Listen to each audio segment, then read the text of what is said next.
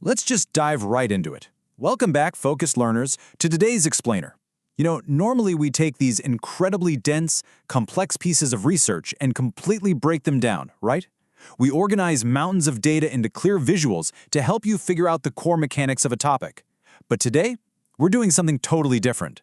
We are jumping into a piece of source material that is exceptionally brief and honestly, really eerie.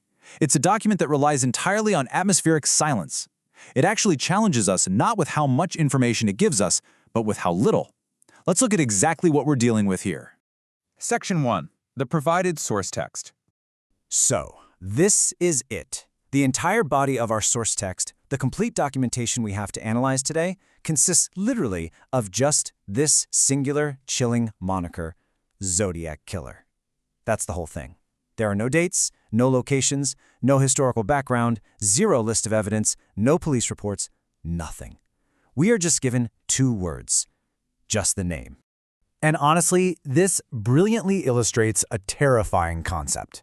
It shows us exactly what happens in the true crime space when we're left with nothing but an unsettling fragment instead of, a complete narrative. Think about it. When you have a full story, you've got a beginning, a middle, and an end. You have a logic to follow. You can process it, categorize it, and eventually just file it away in your mind. But when a source strips all of that context away and just hands you an excerpt, just a title, really, your brain kind of doesn't know what to do with the missing pieces. It creates a completely different kind of engagement, one that's built purely on the tension of what isn't there. Section 2. The weight of a name. Really notice the absolute emptiness here. The sheer brevity of this text forces this very specific psychological reaction. Because the source gives us absolutely zero details, it actively forces you to project your own cultural understanding onto these 2 words. You hear Zodiac Killer, and suddenly that empty space is filled by your own mind. You might be visualizing a creepy sketch in a newspaper right now, or maybe you're thinking of those cryptic ciphers mailed to journalists, or you might be imagining the dark, foggy streets of Northern California back in the late 1960s. But the thing is, the source didn't tell us any of that. It just gave us a blank canvas and a genuinely terrifying prompt.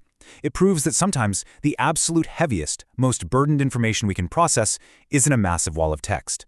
Actually, scratch that.